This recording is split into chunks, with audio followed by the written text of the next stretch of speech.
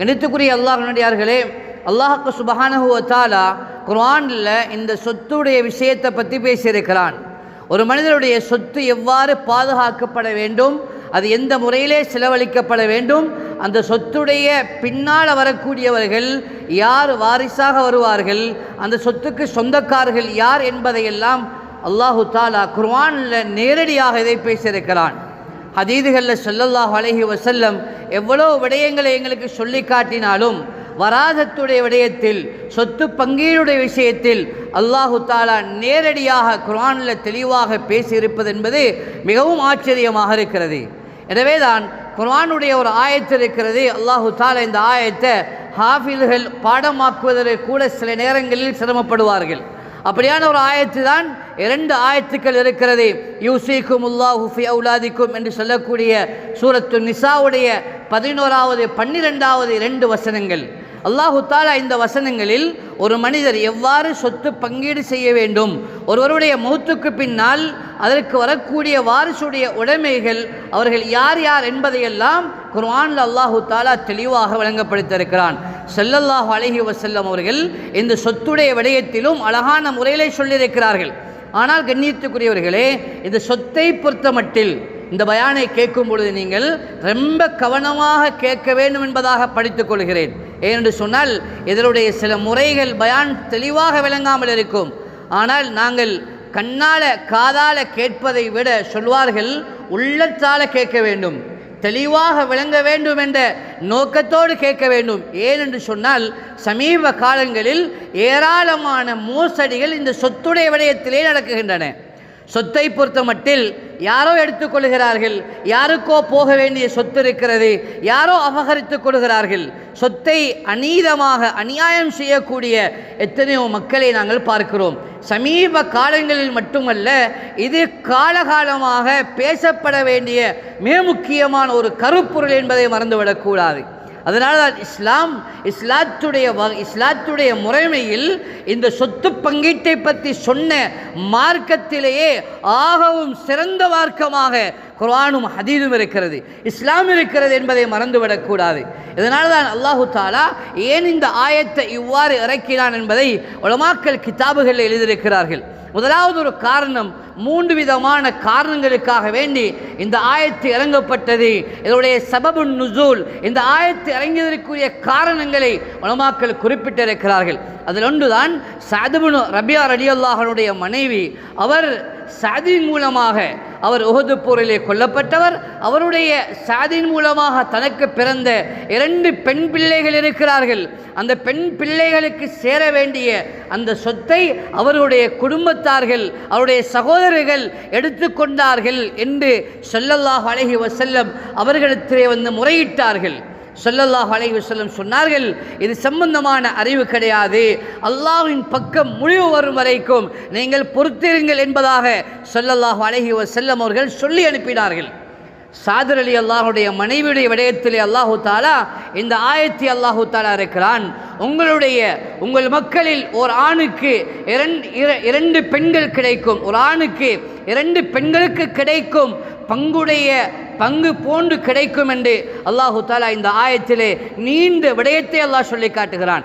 யாருக்கு எவ்வளவு பங்கு கிடைக்க வேண்டும் என்பதையெல்லாம் அல்லாஹு தாலா சொல்லி காட்டுகிறான். இந்த ஆயத்து இறங்கின உடனே ஸல்லல்லாஹு அலைஹி வஸல்லம் அந்த சஅத் இப்னு ரபியா ரலியல்லாஹுடைய மனைவியை கூப்பிட்டு ஸல்லல்லாஹு அலைஹி வஸல்லம் அவர்கள் சொன்னார்கள், உங்களுடைய பிள்ளைகளில் 8இல் 3இல் 2 பங்கும் அல்லது சாதிலுடைய மனைவிக்கு 8இல் 1 பங்கும் கொடுங்க என்று சாதிலுடைய சகோதரர்களை கூப்பிட்டு ஸல்லல்லாஹு அலைஹி வஸல்லம் சொன்னார்கள். சாதர் அலி அல்லாஹ் கூப்பிட்டு மனைவிக்கு போகக்கூடிய பங்கையும் அவர்களுடைய பிள்ளைகளுக்கு போகக்கூடிய பங்கையும் தள்ளி ஏனைய பங்குகளை நீங்கள் எடுத்துக்கொள்ளுங்கள் என்பதாக குர்ஆனுடைய இந்த வசனத்தை வைத்து ஸல்லல்லாஹு அலைஹி வஸல்லம் அவர்கள் அங்கே விளக்கம் சொல்கிறார்கள். கண்ணியமானவர்களே, இரண்டாவது விடயம், இந்த ஆயத்து இறங்கியதற்கு உலமாக்கள் குறிப்பிடுகிறார்கள். ஹதீஸில் வருகிறது, புகாரி முஸ்லிமிலே பதிவு செய்யப்பட்டிருக்கிறது. ஜாபிர் இப்னு அப்துல்லா ரலியல்லாஹு அன்ஹு அவர்கள் பனூ சலமா கூட்டத்தினரில் இருந்தார்கள். அவர்கள் ஒரு நாள் கடுமையான நோய்வாய்ப்பட்டார்கள். சொல்லுகிறார்கள், ஜாபிர் இப்னு அப்துல்லா ரலியல்லாஹு அன்ஹு அவர்கள், நான் என்னை அறியாத நிலையில் நான் வெளியில் யார் வாராங்க யார் போகிறாங்க என்று அவர்களை பார்த்து கொள்ள முடியாத நிலைமையில் நான் நோய்வாய்ப்பட்டிருந்தேன். இந்த நேரத்தில் ஹஜரத் அபூபக்கர் சித்திக், ஹஜரத் ஸல்லல்லாஹு அலைஹி வஸல்லம் ரலியல்லாஹு அன்ஹுமா ஸல்லல்லாஹு அலைஹி வஸல்லம் ரெண்டு பேரும் என்னை பார்க்க வந்தார்கள். நான் அவர்களிடத்தில் வந்த பொழுது என்னிடத்தில் வந்து ஸல்லல்லாஹு அலைஹி வஸல்லம் அவர்கள் என்னுடைய வீட்டாரிடத்திலே உது செய்ய தண்ணீர் கேட்டார்கள். தண்ணீர் கொடுக்கப்பட்டது. அந்த உது செய்து முடிந்ததுக்கு பின்னால் அந்த தண்ணீரை எடுத்து என் மீது தெளித்து விட்டார்கள். நான் அப்படியே எழுந்து பார்க்கிறேன், ஸல்லல்லாஹு அலைஹி வஸல்லம் அவர்களும் அவருடைய தோழர் அபூபக்கர் ரலியல்லாஹு அன்ஹு அவர்களும் இருக்கிறார்கள். இந்த நேரத்திலே ஜாபிர் இப்னு அப்துல்லா ரலியல்லாஹு அன்ஹு கேட்டார்கள், யா ரசூலல்லாஹ், உங்களுக்கு தெரியும், நீங்கள் பார்க்கிறீர்கள் என்னிடத்தில் எவ்வளோ சொத்துக்கள் இருக்கிறது, அந்த சொத்துக்களை நான் என்ன செய்ய வேண்டும் என்று அல்லாஹுடைய தூதர் ஸல்லல்லாஹு அலைஹி வஸல்லம் அவர்களிடத்திலே கேட்கும் பொழுது ஸல்லல்லாஹு அலைஹி வஸல்லம் இந்த விடயத்தில் தான் நீங்கள் இந்த சொத்துக்களை என்ன செய்ய வேண்டும் என்று கேட்கும் பொழுதுதான் அல்லாஹ் இந்த குர்ஆனுடைய ஆயத்தை இறக்கினான் என்பதை உலமாக்கள் குறிப்பிட்டிருக்கிறார்கள். மூன்றாவது கட்டமாக ஹஸ்ஸான் இப்னு சாபித் ரலியல்லாஹு அன்ஹுடைய சகோதரர் அப்துர் ரஹ்மான் இப்னு சாபித் ரலியல்லாஹு அன்ஹு அவர்கள் மரணமான போது ஆண் வாரிசுகள் வந்து சொத்து முழுவதையும் எடுத்துக்கொண்டார்கள். அதாவது அப்துர் ரஹ்மான் இப்னு சாபித் ரலியல்லாஹு அன்ஹுடைய மனைவி உம்மு கஹா என்று சொல்லக்கூடிய அந்த பெண்மணி வந்து, யா ரசூலல்லாஹ், என்னுடைய இந்த அப்துர் ரஹ்மான் இப்னு சாபித்துக்கு பிறந்த 5 பெண் பிள்ளைகள் இருக்கிறார்கள், இவர்களுக்கு கொடுக்காமல் சொத்துக்களை எடுத்து சென்று விட்டார்கள் என்று ஸல்லல்லாஹு அலைஹி வஸல்லம் அவர்களிடத்திலே வந்து முறையிட்ட பொழுது அவர்கள் அந்த இடத்திலே தான் இந்த குர்ஆனுடைய ஆயத் இறங்கியது என்பதாக தஃப்சீர் இப்னு கதீரிலே பதிவு செய்யப்பட்டிருக்கிறது. என்றாலும் அதிகமான உலமாக்கள் ஆரம்ப கட்டத்திலே சொன்ன ஸஅத் இப்னு ரபீ ரலியல்லாஹு அன்ஹுடைய விடயத்தில் தான் இந்த குர்ஆனுடைய ஆயத் இறங்கியது என்பதை அதிகமான உலமாக்கள் இங்கே குறிப்பிட்டிருக்கிறார்கள். கண்ணியத்துக்குரிய அல்லாஹ்வுடையவர்களே, எனவேதான் இந்த சொத்துடைய அடிப்படையில் இந்த இஸ்லாத்தில் சொல்லப்பட்ட முறை அல்லாத வேறொரு மதத்திலே இந்த முறை கிடையாது என்பதை பலர்களும் பல கிதாபுகளில் அவருடைய புத்தகங்களிலே குறிப்பிட்டிருக்கிறார்கள். ஜி.சி. வெங்கடேஷ் சுப்ரா என்று சொல்லக்கூடிய இந்தியாவைச் சேர்ந்த மிக முக்கியமான ஒரு அறிஞர், பேராசிரியர், அவர் சொல்லும் பொழுது சொல்கிறார், என்ன தெரியுமா, இஸ்லாத்தில் சொல்லப்பட்ட இந்த சொத்துரிமை, ஒரு மனிதர் மௌத்தாகினால் அதற்கு பின்னால் அவருடைய சொத்து எந்த முறை பிரகாரம் போய் சேர வேண்டும் என்று இஸ்லாத்தில் நுணுக்கமாகவும் நல்ல அறிவாகவும் சொல்லப்பட்டதை விட வேறு எந்த மதத்திலேயும் அது இருக்க முடியாது என்பதை அவருடைய புத்தகத்திலே அவர் குறிப்பிட்டிருக்கிறார். கண்ணியத்துக்குரியவர்களே, இதே போல பல்வேறு வகையான விடயங்கள் இந்த வாரிசுரிமை விடயத்திலே வருகிறது. அதாவது ஒருவர் மௌத்தாகிவிட்டால் அவருடைய சொத்தை என்ன செய்ய வேண்டும்? ஆனால் ஒருவர் என்ன செய்கிறார், உயிரோடு இருக்கிற நேரத்திலே தன்னுடைய சொத்துக்களை தன்னுடைய பிள்ளைகளுக்கு பங்கு வைக்கிறார் என்றிருந்தால் நம்முடைய காலத்திலே அதிகமாக இவ்வாறு நடப்பது உண்டு. அதாவது அவர் உயிரோடு இருக்கிற நேரத்தில் தன்னுடைய சொத்துக்களை பிள்ளைகளுக்கு எவ்வளவு, மூத்த பிள்ளைக்கு எவ்வளவு, இரண்டாவது பிள்ளைக்கு எவ்வளவு என்று அந்த சொத்துக்களை பங்கு வைப்பார்கள். இதை அஹ்மது பின் ஹம்பல் ரஹ்மத்துல்லாஹி அலைஹி அவர்கள் குறிப்பிடுகிறார்கள். உயிரோடு இருக்கிற நேரத்தில் ஒருவர் சொத்துக்களை பங்கு வைக்க முடியாது என்று அவர்களுடைய கருத்தை சொல்கிறார்கள். ஏனென்று சொன்னால் காரணம் சொல்கிறார்கள், ஒருவர் சொத்தை பங்கு வைக்கும் பொழுது தனக்கு இல்லாமல் ஒருவர் சொத்தை பங்கு வைக்கிறார், தன்னுக்கு எடுத்துக்கொள்ளாமல் பிள்ளைகளுக்கு கொடுக்கிற நேரத்தில் இவருக்கு அநியாயம் நடக்கிறதுக்கு வாய்ப்புகள் இருக்கிறது, உம்மா வாப்பாவுக்கு அநியாயம் செய்வதற்கு வாய்ப்பு இருக்கிறது. அதனால இந்த சொத்துக்கள் அனைத்துமே ஒருவருடைய மரணத்துக்கு பின்னால் தான் முடிவு செய்யப்பட வேண்டும் என்பதை எழுதியிருக்கிறார்கள். கண்ணியத்துக்குரியவர்களே, ஒருவர் மௌத்தாகிவிட்டார், அவருடைய மனைவி இருக்கிறார்கள், அவருடைய பிள்ளைகள் இருக்கிறார்கள். பிள்ளை இருந்தால் சொத்துடைய பங்கு எவ்வளவு என்பதை இஸ்லாம் துல்லியமாக விவரித்திருக்கிறது. இதே போல பிள்ளைகள் இல்லாத சந்தர்ப்பத்தில் அந்த கட்டத்தில் அவருடைய சகோதரர்கள் அந்த சொத்தினுடைய வாரிசுகளாக வருகிறார்கள். அந்த மையத்தினுடைய வாரிசுதாரர்களாக அந்த சொத்துடைய பங்குதாரர்கள் வருகிறார்கள். ஒருவர் கேட்கிறார், தான் கஷ்டப்பட்டு உழைத்து சம்பாதித்து வைத்த என்னுடைய மௌத்துக்கு பின்னால் என்னுடைய சொத்தை எந்த தம்பிக்கு கொடுக்கணுமா, என் சாச்சாவுக்கு கொடுக்கணுமா, என் வாப்பாவுக்கு பங்கு இருக்குதா, என் வாப்பாட வாப்பாவுக்கு பங்கு இருக்குதா என்றெல்லாம் கேட்டால் இஸ்லாம் தெளிவாக விளங்கப்படுத்தது உங்களுடைய சொத்து யாருக்கு போய்த்து சேரும் என்பதை. கண்ணியமானவர்களே, இந்த கணக்குகளை சொன்னால் எங்களுக்கே தலை குழம்பி போய்த்தரும். அந்த அளவுக்கு அல்லாஹு தாலா இதை அழகான முறையில் தொகுத்து வைத்திருக்கிறான். உலமாக்கள்லையும் ஒரு சில உலமாக்கள் தான் இந்த சொத்து வாரிசுரிமை சொத்துடைய அடிப்படையிலே தேர்ச்சி பெற்றிருக்கிறார்கள். கண்ணியமானவர்களே, எங்களுக்கு உதாரணமாக ஒருவர் மௌத்தாகிவிட்டால் நாங்கள் அந்த சொத்துக்களை பார்க்க வேண்டும்.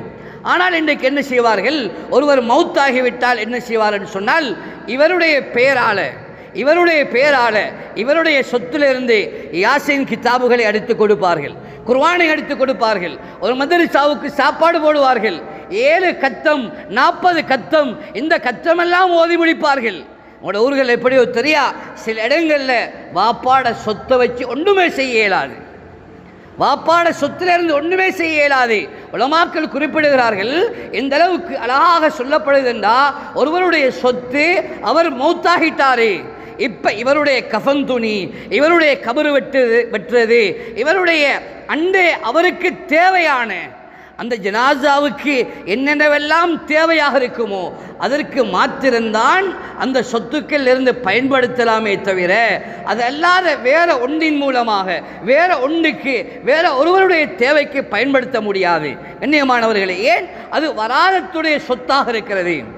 எந்த அளவுக்கு குறிப்பிடுகிறார்கள் என்றால், பெரும் தங்க நாணயங்கள் வராதத்தாக இருக்கிறது என்று சொன்னால் அதற்கு மக்கள் போட்டி போட்டுக் கொள்வார்கள், அதை எடுப்பதற்கு முயற்சி செய்வார்கள். ஆனால் இஸ்லாம் சொல்கிறது, 2 வாப்பா பாவித்து சென்ற 2 பிறண்டோளாக இருந்தாலும் அதுவும் வராதத்துடைய பங்கு என்பதை குறிப்பிட்டிருக்கிறார்கள். 5 கோடி நாங்கள் 50 ரூபாவாக இருக்குது, பிரச்சனை இல்லை. ஆனால் அந்த 50 ரூபாயும் அங்கே வராதத்தில் வாரிசுரிமை சொத்தாக பார்க்கப்படும் என்று சொல்லியிருக்கிறார்கள். வராதத்துடைய சொத்துக்களை யார் சாப்பிடுகிறார்களோ அது அவர்களுக்கு ஹராம். குர்ஆன் தெளிவாக விளங்கப்படுத்துது. அல்லாஹ் குர்ஆன்ல இந்த ஆயத்தை விளங்கப்படுத்துகிறான். கண்ணியமானவர்களே, இதனால தான் சஹாபாக்கள்ல ஹஜ்ரத் ஸல்லல்லாஹு அலைஹி வஸல்லம் சஹாபாக்களுக்கு இதை வலியுறுத்தினார்கள். அவர்களுக்கு இதை நீங்கள் பேணி பாதுகாத்துக் கொள்ளுங்கள் என்று சொன்னார்கள். கண்ணியமானவர்களே, ரொம்ப முக்கியமானதுதான் அந்த ஜனாசாவுடைய சொத்து அழகான முறையில் பங்கு பிரிக்கப்பட வேண்டும். இன்னொரு விடயம் இருக்கிறது, ஒருவர் மௌத்தாகிவிட்டால் அவருடைய அந்த ஜனாசாவுக்கு கடன் இருக்கிறது என்று சொன்னால் முதலாவது கட்டமாக கடன் நிறைவேற்றப்பட வேண்டும். அஹ்மது முஸ்லிமிலேயும் திருமிதிலேயும் பதிவு செய்யப்பட்ட ஹதீஸ், ஸல்லல்லாஹு அலைஹி வஸல்லம் சொன்னார்கள், மார்க்க போரில் ஷஹீதான ஒரு ஷஹீதுக்கு அல்லாஹு தாலா கடனை தவிர அனைத்து பாவத்தையும் மன்னித்து விடுவான். கடனை மாத்திரம் அல்லாஹ் மன்னிக்கிறதில்லை. ஷஹீதுடைய அந்தஸ்துக்கு அல்லாஹு தாலா மன்னிக்கணும் எல்லாத்தையும், ஆனால் அல்லாஹ் கடனை மன்னிக்கிறதில்லை. யார் எப்போ வாரிசுரிமை என்றால் இவர் மௌத்துக்கு பின்னால் இவருடைய கடன் இருக்குதா என்பதை பார்க்க வேண்டும். கடன் எவ்வளவு இருக்குது? கடனுடைய விடயத்திலே உலமாக்கள் 2 விதமான கடனை பற்றி குறிப்பிட்டிருக்கிறார்கள். முதலாவது ஒரு கடன் இருக்குது, அவருடைய அல்லாஹ்வுக்கும் அவருக்கும் செலுத்த வேண்டிய கடன். ஒருவர் வாழ்நாளில் அவர்கிட்ட பணம் இருக்குது, சொத்து இருக்குது, செல்வம் இருந்தும் ஆனால் அவர் ஹஜ்ஜி செய்ய இல்லை, ஆனால் இவருக்கு ஹஜ்ஜி கடமை, ஆனால் அதை செய்யாமல் மௌத்தாகிட்டார் என்றால் அவருடைய பிள்ளைகள் யார் வாரிசாக வருகிறார்களோ இவர்கள் அவருடைய ஹஜ்ஜை அவருடைய பணத்தின் மூலம் செய்யலாம் என்பதை, அவருக்காகவே அந்த ஹஜ்ஜை நிறைவேற்ற முடியும் என்பதை எழுதி வைத்திருக்கிறார்கள். இதே போல அவருடைய அந்த கடனிலே ஒருவர் நோன்பு பிடிக்கவில்லை, அவருடைய வாழ்நாட்களில் நோன்பு பிடித்தது கிடையாது, அவருடைய நிலுவையில் நோன்பு இருக்கிறது, நோன்பு பிடிக்க வேண்டியிருக்கிறது என்றிருந்தால் அடுத்த வருடங்களில் நோன்புகளை நோக்கும் பொழுது அவர் அதற்குரிய ஃபிதியாவை இந்த வாரிசுரிமை இந்த பங்கிலிருந்து கொடுக்கப்பட வேண்டும் என்பதை குறிப்பிட்டிருக்கிறார்கள். இதற்கு பின்னால் தான் வாரிசுகளுக்கு பங்குகள் பிரிக்கப்படும். ஆனால் இவருடைய கடனுடைய விடயம் முதலாவது பார்க்கப்பட வேண்டும். 2வது கடன் இருக்கிறது, மஹ்லூக்குகள் அடியார்களுக்கு சம்பந்தமான கடன் இருக்கிறது. உலகத்தில் வாழும்பொழுது வியாபாரம் செஞ்சாரு, அங்கே செக்குக்கு சல்லி போடணும், அவருக்கு காசு கொடுக்கணும், இப்படி கடனில் ஓடினவர் மௌத்தாகிட்டாரே, இப்போ இவருடைய சொத்துடைய விடயத்தில் முதலாவது கடன் நிறைவேற்றப்பட வேண்டும். உண்மையிலேயே இவருக்கு கடன் கொடுக்கப்பட வேண்டும். கடனுடைய விடயத்திலே பல்வேறு விடயத்தை உலமாக்கள் கிதாபுகள் எழுதி வைத்திருக்கிறார்கள். கடன் என்று வரும் பொழுது ஒன்று இவருடைய சொத்திலிருந்து பங்கு எடுத்து நாங்கள் கடனை நிறைவேற்ற முடியும். உதாரணமாக 3 லட்சம் ரூபாய் வராதத்துடைய சொத்து இருக்கிறது என்று சொன்னால் 1 லட்சம் கடன் இருக்கிறது.